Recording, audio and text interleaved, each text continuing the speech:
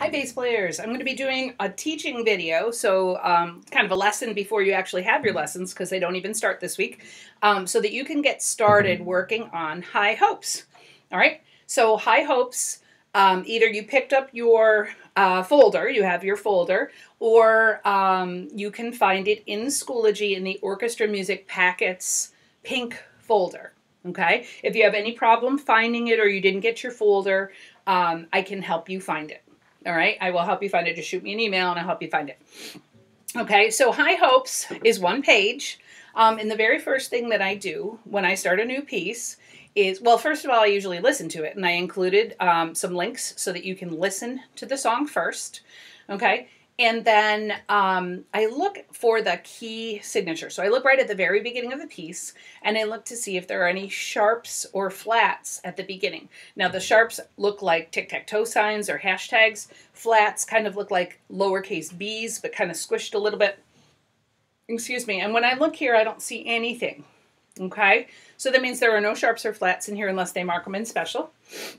And it also means we have to change some of our fingers. So what you learned whenever you started, if you started in 4th grade or you started whenever, okay, the 4th finger sometimes plays the note sharp.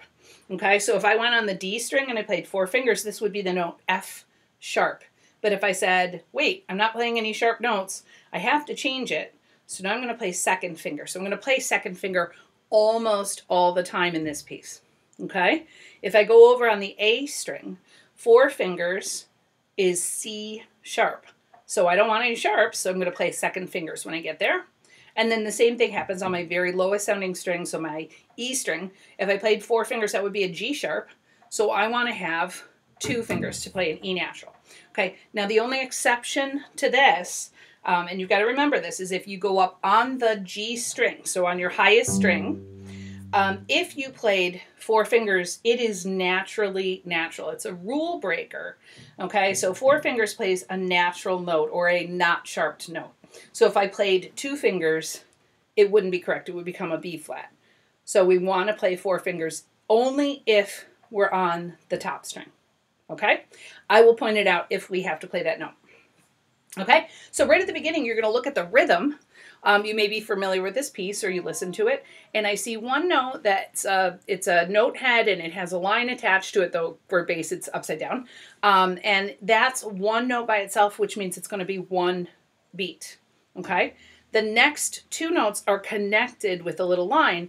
When they're connected, they go twice as fast. So I always say it's like they're twins. You've got 2 babies in the place where you normally have 1 baby, right? So we've got 1, short, short, 1, 1. So whenever we see those connectors, okay, and in fact, if you look at your piece, every single measure has that same rhythm in it or the speed of the notes. So from the beginning until the end of 16 is that same rhythm. So long, short, short, long, long, long, short, short, long, long.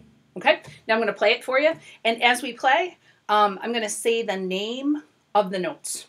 Okay, or the fingerings, I'm sorry, the fingerings of the notes. That usually works better for me. Okay, so I'm starting right away with the not sharped note or 2 fingers on the D string. Here we go. 1, 2, 2 on the D string. Now 2 on the A string. 1 on the high string. 0 on G. 2 on D. 2 on the A string.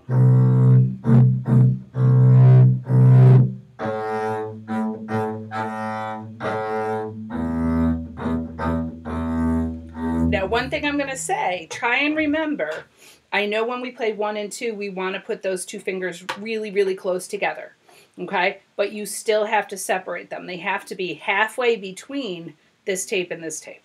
So your 2 has to stretch out a little bit. It can't be really close to 1, or else it won't be in tune. Okay, now I stopped at 9. You would keep going all the way until the end of 16. Okay, and at the end of 16, you're going to see that there's 2 lines and 2 dots. And those mean you're going to go back and repeat.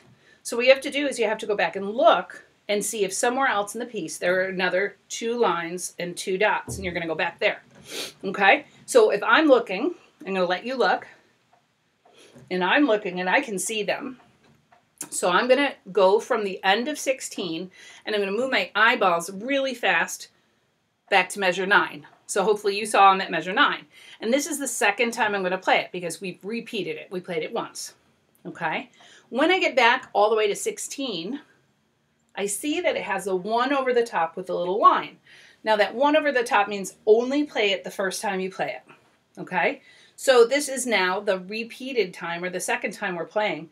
So what we're going to do is we're going to skip 16.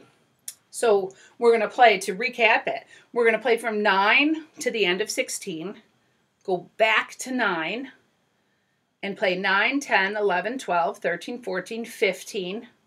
And this second time we skip 16 and we go right to 17 because it's got a 2 over the top. Okay? Now, if you look down, there's a measure 42, actually, one measure before that, so measure 41.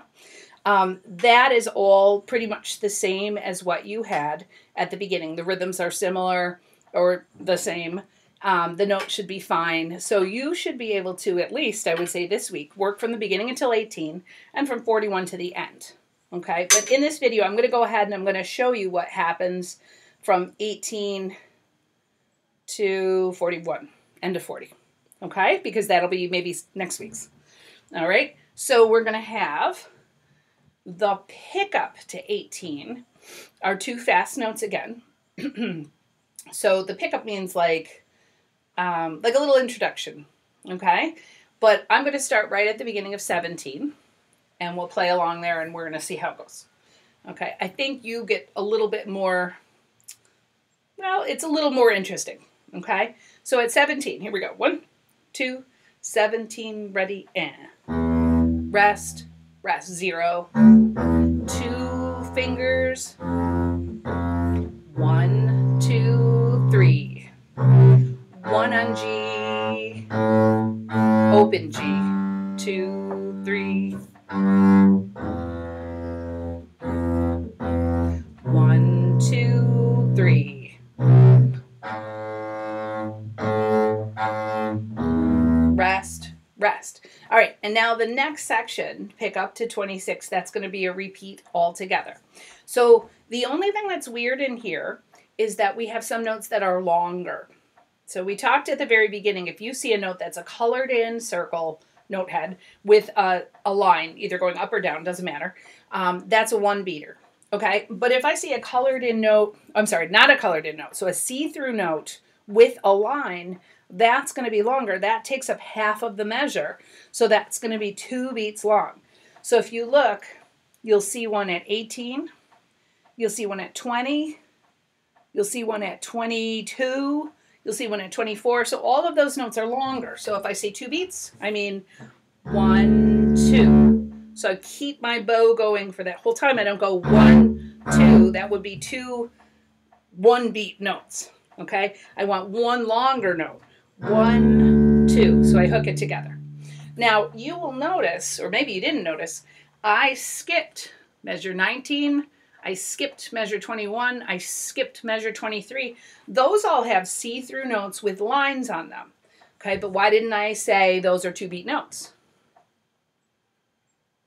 Do you know? It's because, yes, they're see-through, yes, they have lines, but they also have a dot next to them. Okay, a dot next to anything adds half of what it used to be worth onto the end.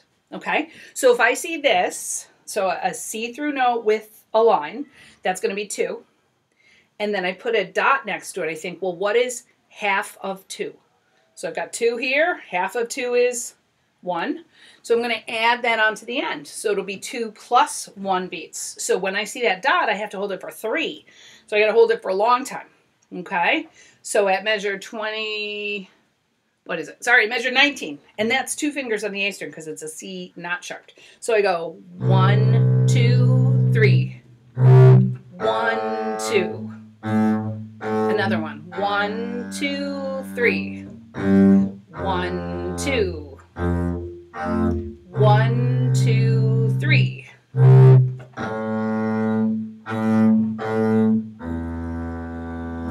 Beautiful. Now there's only one thing left.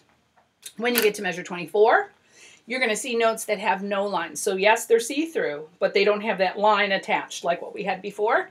But you'll also notice that there's nothing else in the measure or the section with it. Okay? So colored in with a line gets 1. See-through with a line gets 2. See-through with a line and a dot gets 3. So if there's nothing else in the measure and it's just see-through, no line, no dot, nothing else, it gets 4. It fills up the entire measure. So it's a whole note, a whole measure's worth of beats.